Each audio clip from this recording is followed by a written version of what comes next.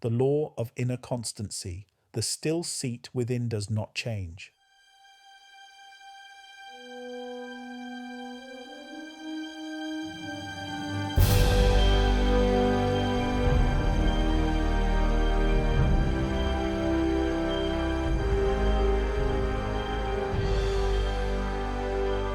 This is the 7-minute daily focus, day 34 of 365.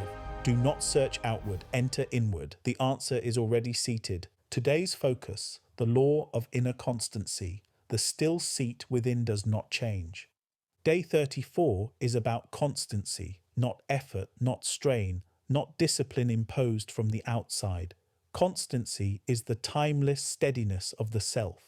It is the inner actuality held without interruption. Most people believe life changes them. They believe circumstance moves them. They believe appearance determines identity. But the teaching is higher. The still seat within does not change. The outer world shifts. The reports vary. The senses speak loudly. But the inner actuality remains untouched. Constancy is not something added to you. It is what remains when everything unnecessary falls away. Constancy is not rigidity. It is not resistance. It is not emotional suppression. Constancy is presence, the quiet authority of actuality held steady. If identity is who you are and subjective state is the atmosphere you live from, then constancy is the unwavering center that holds both in coherence. Wattle spoke of standing in the certain way. I concur with elevation. Certainty is constancy, not as wish, but as actuality. Certainty is not confidence in outcomes. It is steadiness in being.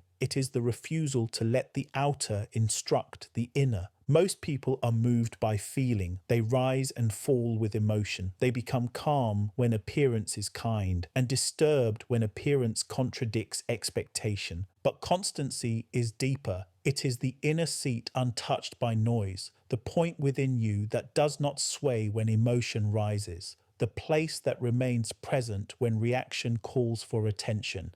Hill wrote, "Peace of mind is power. I concur with refinement. Inner constancy is the power that cannot be disturbed, not because nothing happens, but because nothing removes you from your seat." Now pause, close the eyes of the senses, shift into the first sense. Notice the seat of the self. There is an inward stillness that has never moved. That stillness is constancy. It was present before success. It was present before difficulty. It was present before today began, and it remains now. When you return there, the atmosphere becomes composed, the state becomes pure, the inner noise settles, and translation becomes inevitable. Reality is not demanded, it is reflected. Appearance is not the origin, it is the echo of the atmosphere you sustain. Thus, the still seat within does not change.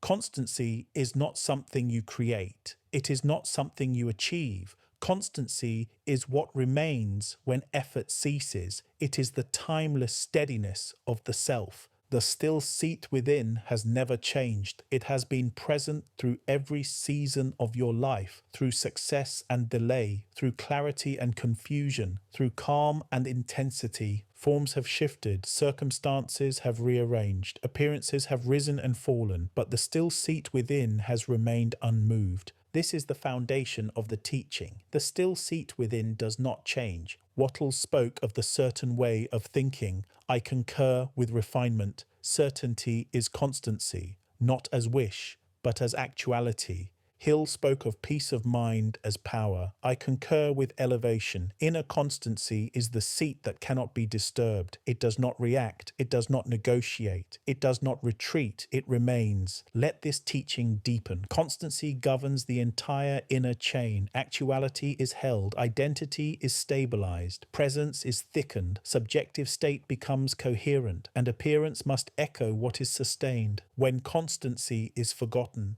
emotion becomes authority, reaction becomes ruler, the senses become loud, and the physical world appears unstable. But when constancy is remembered, presence becomes quiet and strong. The inner atmosphere becomes pure, and translation becomes natural and ordered. Pause again, return again, not outward, inward. There is a place within you that does not hurry, a center that does not argue, a seat that does not strain. That place is constancy. Remain there. Listen closely. When delay appears, remain. When contradiction speaks, remain. And when emotion rises, return to the still seat.